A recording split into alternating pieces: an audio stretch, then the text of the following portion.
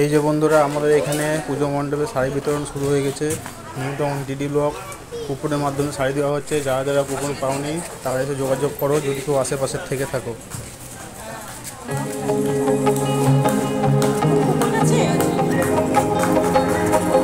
Clap হচ্ছে না একটু?